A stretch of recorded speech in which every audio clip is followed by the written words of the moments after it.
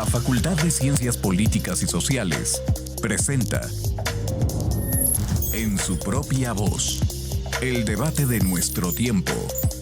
Un programa de análisis y reflexión de la agenda política y mediática de México y el mundo. Con Marta Gloria Morales Garza, Efraín Mendoza Zaragoza, Marcela Ávila Egleton y Antonio Flores González. Comenzamos. Hola, ¿qué tal? Muy buenos días. Soy Antonio Flores González. Está usted escuchando o viendo y escuchando el programa En su propia voz, el programa de la Facultad de Ciencias Políticas y Sociales de la Universidad Autónoma de Querétaro. Nos da mucho gusto que nos esté acompañando, que nos esté escuchando por Radio Universidad, sintonizando en el 89.5 de la frecuencia modulada, o en la televisión universitaria, en el canal 24.1 de la televisión abierta, al igual que, pues recuerde que nos puede ver, que puede volver a escuchar o a ver este programa en diversas plataformas. Les agradecemos mucho, estamos en vivo, transmitiendo desde las instalaciones de la televisión universitaria, aquí en el Centro Universitario El Cerro de las Campanas. Muchas gracias por estarnos acompañando. Pues el día de hoy estamos muy contentos porque tenemos de invitado al compañero Kevin Simón Delgado, que viene a hacernos la invitación para la presentación de su libro, este libro que tenemos por acá, Querétaro, La lucha sigue, que es el tercer libro de una trilogía muy amplia, de 3 libros bastante documentados y bastante amplios sobre la lucha social en Querétaro desde la segunda mitad del siglo XX, más o menos, hasta años muy recientes. Entonces, este libro se va a presentar el día de mañana, miércoles 11 de febrero, a las 11 de la mañana, en la Auditorio Fernando Díaz Ramírez, aquí en la explanada de Rectoría de nuestra Universidad Autónoma de Querétaro, en el Centro Universitario. Kevin, bienvenido. Muchas gracias, Toño. Saludos a todas y a todos. Un gusto estar acá. Muchas gracias por estar aquí. Kevin es licenciado en Historia por la Universidad Autónoma de Querétaro, por la Facultad de Filosofía, maestro en Historia también, en Estudios Históricos, sí, por la propia Facultad de Filosofía. Actualmente está estudiando el doctorado en la Universidad Nicolaita. Es correcto. Allá en Morelia, Michoacán. Y bueno, él publica este libro, es autor de 7 libros ya. Sí, bueno, libros. Autor de 5 y coordinador, funciones de coordinación en 2. De otros 2. Sí. Y generalmente sobre títulos, temas sobre luchas sociales, sobre movimientos sociales, sobre la izquierda. Así es, en México. En México, ¿no? Uh-huh. Bueno, Kevin, pues, ¿qué podemos encontrar en este libro, Querétaro, La lucha sigue? Bueno, aquí hay, si no recuerdo mal, 9 capítulos que se pueden leer indistintamente, ¿no? En realidad no hace falta seguir el orden que yo propongo, pero bueno, hay un orden, ¿no? Pero ustedes empiecen por el que quieran.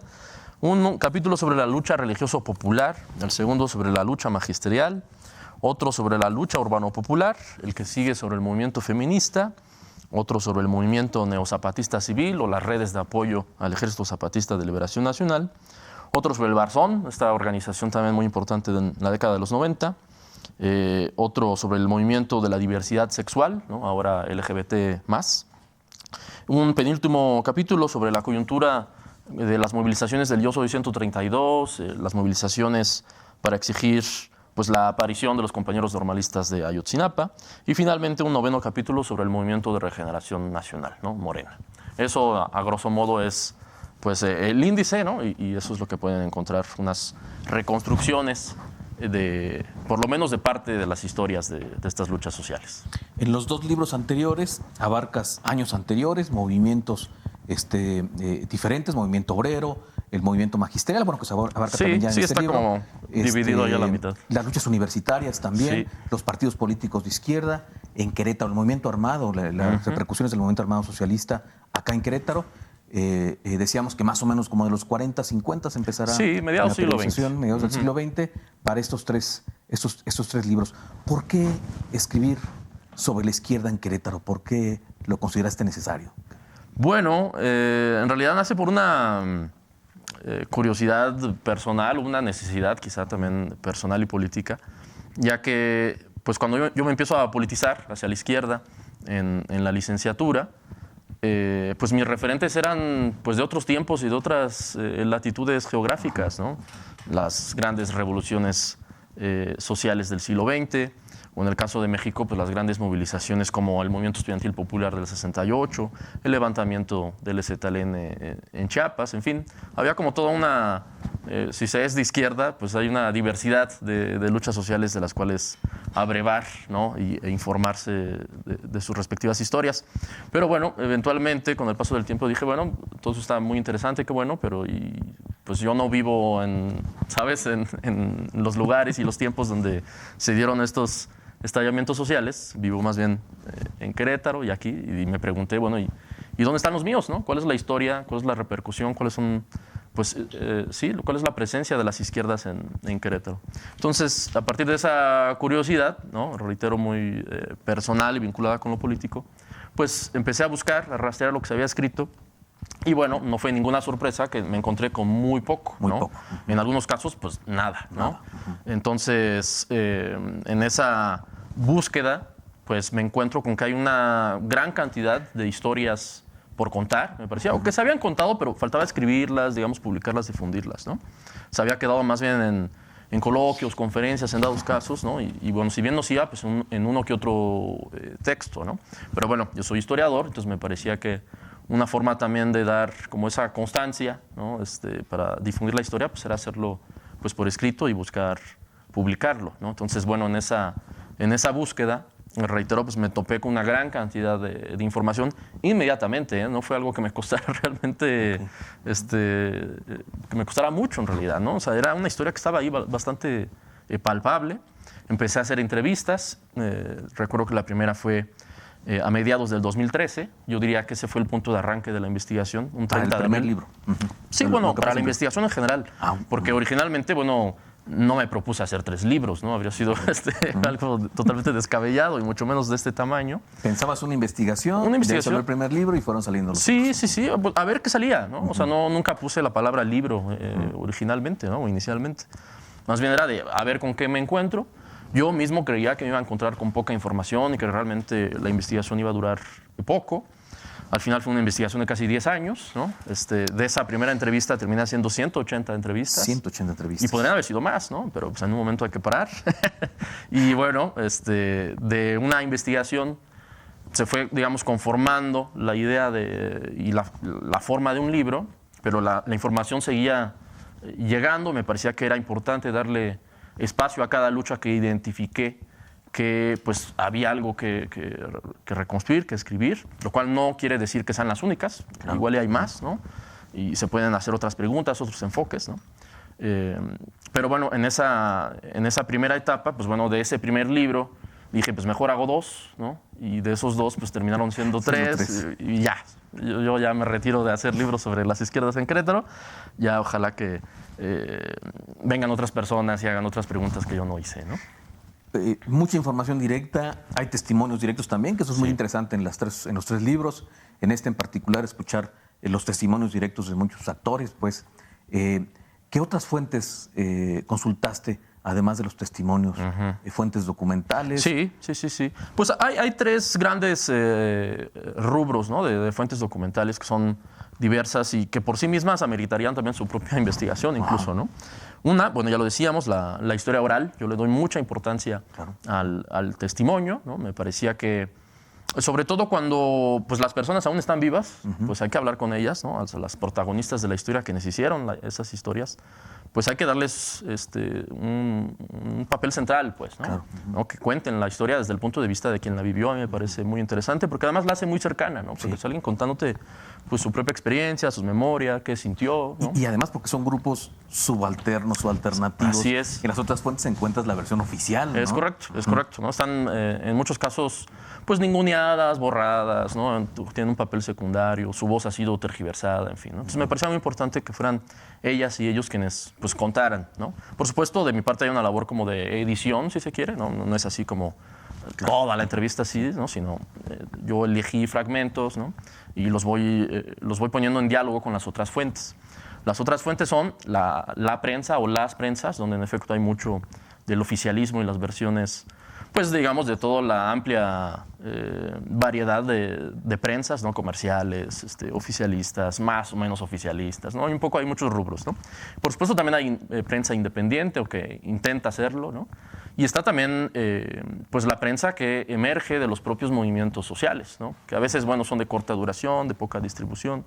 Muchos más bien son como folletería, ¿no? Más que en sí un periódico, pero también muchos han intentado sacar periódicos. Sus propios documentos Así de es. los movimientos sociales. Y ellos narran su propia historia, su propia perspectiva, su propia interpretación de su entorno, en fin, ¿no? Y esa también la intenté recuperar.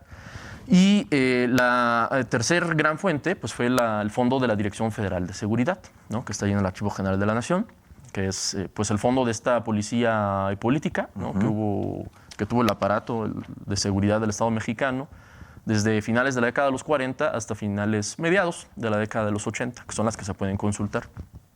Obvio, ha habido, bueno, ahí podemos ver fotografías para quien están viendo por TV WAC. Que en el libro están, ¿no? Bastantes fotografías. Que también sería otra fuente muy importante, diría yo, ¿no? La recuperación de las imágenes. Muy pequeñitas en el libro, por cierto. Sí, por desgracia, pero bueno, en fin. El espacio. Sí.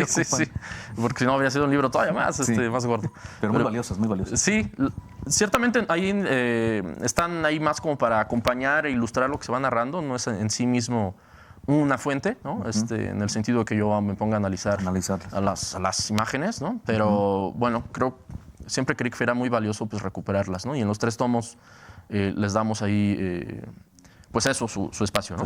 Pero bueno, para regresar a retomar el hilo de la Dirección Federal de Seguridad, pues es un aparato, ¿no? Policíaco-militar que tenía, digamos, muchas funciones, ¿no? Pero sobre todo es recordada por esta función de pues, espionaje, ¿no? De buscar controlar y en dado caso reprimir, cosa que hicieron bastante, a las luchas sociales en México. Entonces me parecía muy importante también recuperar pues, qué se decía del estado de Querétaro y de sus personajes y sus luchas. A grosso modo yo diría que son las principales. Hay más, ¿no? Hay una amplitud ahí de fuentes, pero esas son las principales. Kevin, ¿qué te encuentras en tu investigación que te causara sorpresa, que no esperabas, que consideras un hallazgo valioso? Pues es que todo, ¿no? Todo es muy valiosa, desde luego, pero ¿qué resaltarías? Pues la amplitud de la presencia de las luchas sociales y las izquierdas en sí, en términos generales, era algo que no me esperaba. A lo mejor ahí te ubicas en la foto, Toño. Pero, en fin, sí, la presencia, en realidad, pues constante de las luchas, ¿no? Y uno quien vive aquí, quien ha crecido acá, pues de repente como que no voltea a ver la presencia de las luchas sociales. Quizá porque no, en efecto, no vamos a decir aquí que Querétaro es el estado más combativo con la sociedad que sale más a protestar, porque no es así, ¿no?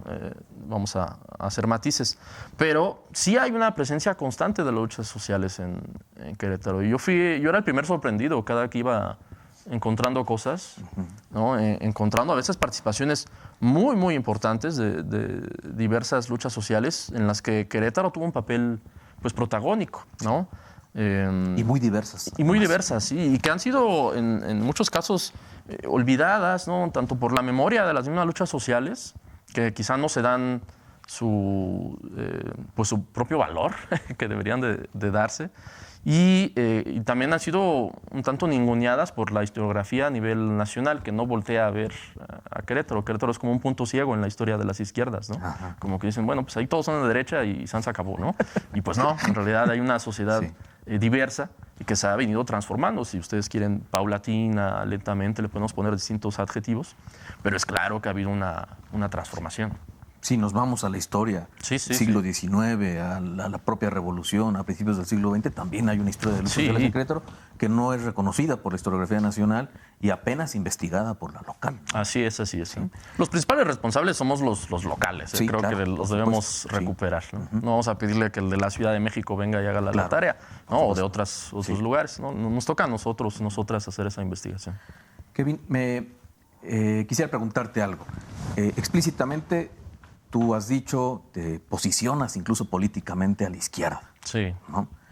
Pero eso no resta objetividad a tu trabajo, ¿no? No eres neutral ante el tema que estás estudiando, pero se nota un esfuerzo por ser objetivo y una objetividad, se logra esa objetividad.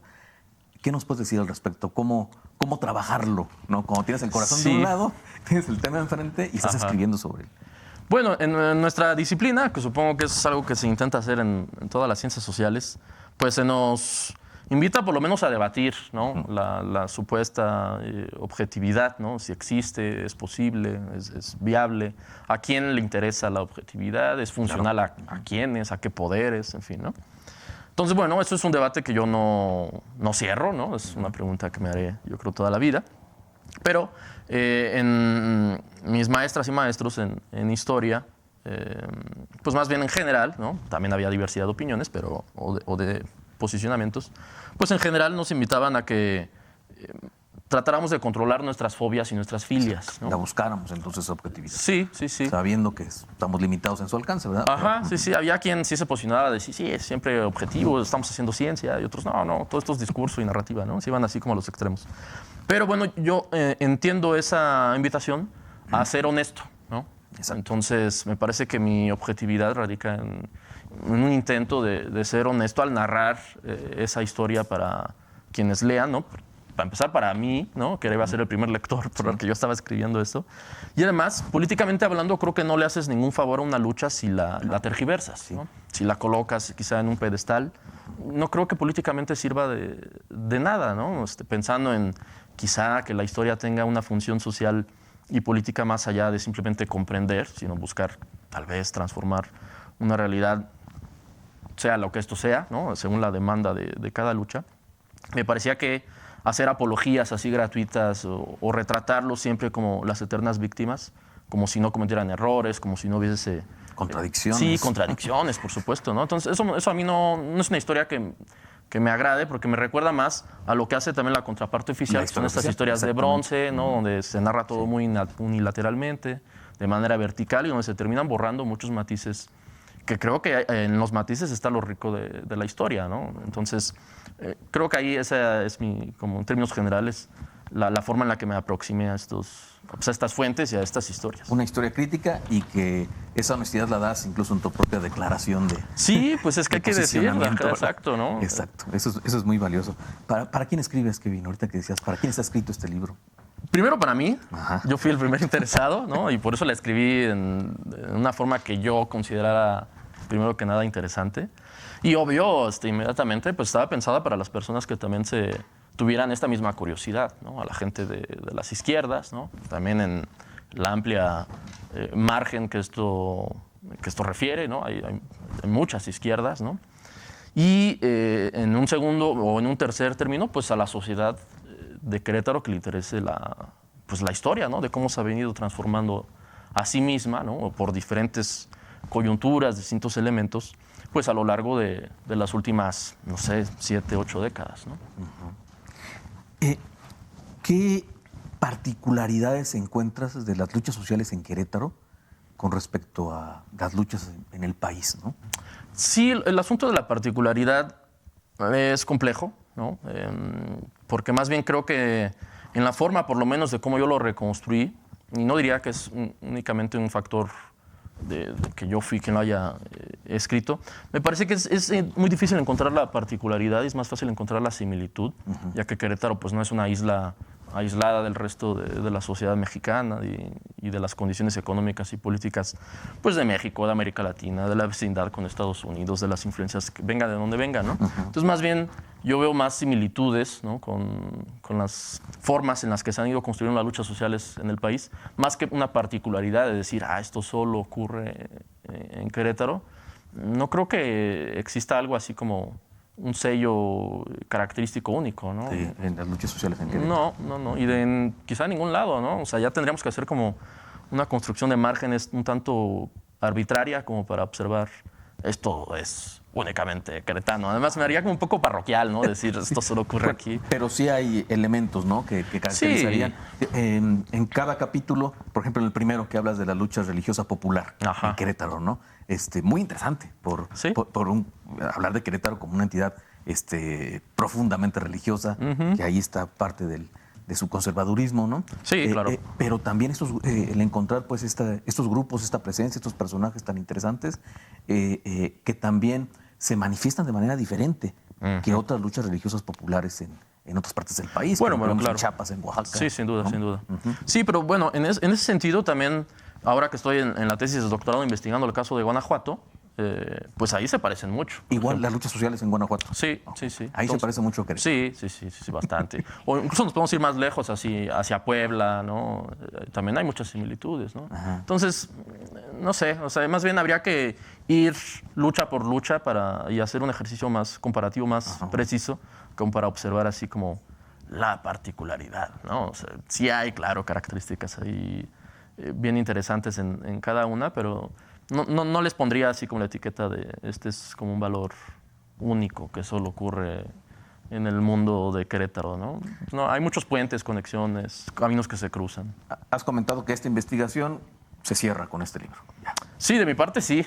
Sí, o sea, no se cierran las luchas sociales, evidentemente. No, claro, no, la investigación espero de tu parte, sí. Pero se abren muchas las posibilidades para estudiantes. Ojalá. Yo creo que es muy valioso que estudiantes, no solamente de historia, de ciencias sociales, como has dicho, yo pienso en los estudiantes aquí de la facultad, Ojalá, sí, de sociología, de relaciones internacionales, de ciencias políticas, de comunicación, tienen aquí vetas importantísimas que pueden encontrar al revisar tus libros. Ojalá. Yo, de hecho, de donde más encontré bibliografía para apoyarme fue de los trabajos que se hacen aquí en la Facultad de Ciencias Políticas.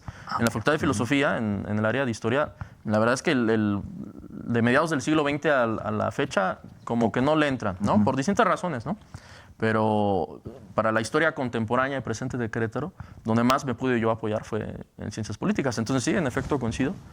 Ojalá que de acá y de donde sea en realidad quien tenga la curiosidad, al interior o al exterior de la universidad, de la manera que ustedes gusten o manden, pues ojalá se sigan haciendo más textos. ¿No? Creo que hay mucha tela donde cortar. Para profundizar sobre algunas luchas, para darles otra visión, ¿verdad? También. Kevin, ¿y estudiar las derechas? Pues mira, a contraluz aparecen muchas derechas ahí, ¿no? Tanto del viejo PRI y casi extinto PRI, pasando por el PAN, por los sinarquistas, por el Muro, distintas organizaciones, digamos de la centroderecha a la ultraderecha, por usar ese parámetro clásico, aparecen retratadas, ¿no?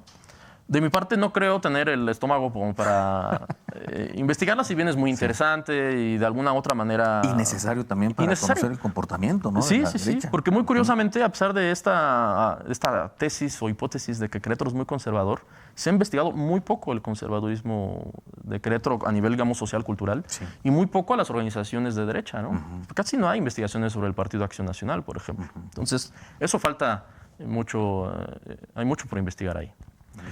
Yo apoyaré en lo que pueda apoyar, pero no sé si le entraría en este momento, ¿no? En este momento. Exacto. Kevin, entonces, ¿repetimos la presentación de mañana? Sí, claro. Miércoles 11 de febrero a las 11 de la mañana en el Auditorio Fernando Díaz Ramírez. Ojalá nos puedan acompañar, es entrada libre y ahí podrán adquirir el libro. Ahí tienen el cartel para que nos ven en TV UAC. Ahí está el cartel. Con mucho gusto ahí vamos a estar participando. Sí, va a estar Antonio Flores González, Marta Patricia Aguilar Medina, Iván Moramuro y Efraín Mendoza Zaragoza moderando, quien me ha apoyado mucho para organizar este evento. Entonces, ojalá nos puedan acompañar mañana 11 de la mañana en el Auditorio Fernando Díaz Ramírez. ¿Algo que quieras agregar, Kevin, que quieras comentarnos de tu obra? Pues mira, yo estoy bastante satisfecho con el resultado final. Hoy en día haría, digamos, cosas distintas. Empecé esta investigación haciéndola pues relativamente joven, diría yo. Fue la primera gran investigación con la que arranqué. Entonces hoy haría las cosas distintas, pero en realidad yo estoy satisfecho. Ojalá lo puedan leer, ¿no? y lo vamos dialogando, ¿no? Y bueno, reitero, mi deseo es que llegue gente... sangre nueva, ¿no? O no tan nueva, ¿qué importa? ¿No? A también seguir dialogando estos temas, seguir escribiendo, seguir investigando. Creo eso, para mí es lo más importante, ¿no? Como investigador, ¿no? También quedamos contentos quienes lo hemos leído ya. Qué bueno. Y creo que aporta mucho para la historia contemporánea de Querétaro, para las ciencias sociales en general, no solamente para la historia, es una fuente para diversas disciplinas. Kevin, muchísimas gracias. A ti, Tony. Te agradecemos que estés aquí con nosotros. Les agradecemos a todos ustedes que nos estén escuchando o viendo y mañana los esperamos por ahí en la presentación del libro a las 11 de la mañana en el Fernando Díaz Ramírez de la Explanada de Rectoría de aquí de Ciudad Universitaria. Muchísimas gracias. Que pasen muy buen día. La Facultad de Ciencias Políticas y Sociales presentó en su propia voz el debate de nuestro tiempo. Un programa de análisis y reflexión de la agenda política y mediática de México y el mundo. Con Marta Gloria Morales Garza, Efraín Mendoza Zaragoza, Marcela Ávila Egleton y Antonio Flores González. Gracias por acompañarnos.